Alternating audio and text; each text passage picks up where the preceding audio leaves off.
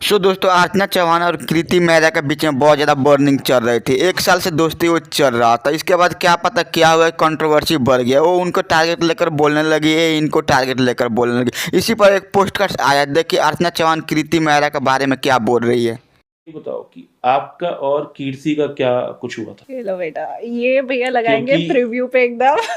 ये क्योंकि ना ये मतलब मेरे को पीछे सुनने में आया था कि कुछ हुआ, तो अब कीर्ति कभी मेरे पॉडकास्ट आएगी वो उससे ही पूछूंगा। तो आज आपसे पूछते हैं क्या हुआ, क्या था वो? कुछ नहीं, we use to be very good friends but then eventually लोग अलग अलग ग्रो होते हैं और साथ में नहीं बैठ पाता, तो इट्स बेटर टू एंड कि अगर दोनों साथ में नहीं रह पा रहे तो टॉक्सिसिटी को आगे बढ़ाने की बजाय आई थिंक एंड कर देना चाहिए मेच्योरली।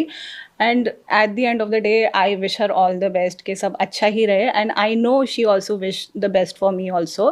आई थिंक अब इतनी मेच्योर हम लोग हो चुके हैं कि ये नहीं कि इससे मेरी लड़ाई हुई थी अब देखना ऐसे करेंगे। I think we are very mature to understand कि फ्रेंडशिप नहीं चल रही थी, so it's better to end. तो कटारिया का कहीं रोल था बीच में ये दोस्ती तोड़वाने के चक्कर में? नहीं, आई डोंट थिंक सो। कभी कीर्ति और मेरी दोस्ती होने में भी लव का हाथ नहीं था और हमारी टूटने में भी नहीं था। वो हम दोनों का ही डिसीजन था कि चलो ठीक है, now it's time to end this.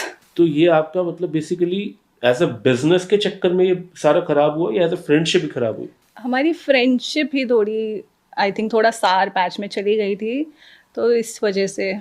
दोस्तों अर्चना चौहान से पूछा गया कि सबसे कटारिया का क्लोज फ्रेंड कौन है। इसी पर देखते हैं क्या बोल रही है। चलिए आप उसके बारे में सुन ही लेते हैं। सबसे क्लोज कौन है उसका एज अ फ्रेंड कटारिया? सबसे पहले कौन मिला था कटारिया को? आई थिंक एलविश ही मिला था। अच्छा, एलविश, उसके बाद फिर अर्चित, लक्ष्य फिर तो बाद में आए थे। आई थिंक ये पहले नहीं थे स्टार्टिंग में, और फिर बाकी तो आप भी बाद में ही मिले हो। फिर विनय भैया, राइट। दिनेश भैया, ये सब बाद में ही फ्रेंड्स बने। आई थिंक सबसे पहले तो एलविश से ही, because they started making videos lockdown के टाइम पर साथ में, तो आई थिंक एलविश से पहले दोस्ती हुई थी। तो बाकी गाइस यहाँ पे आप लोग इस पे कुछ कहना चाहते हो तो नीचे कमेंट करके अपना ओपिनियन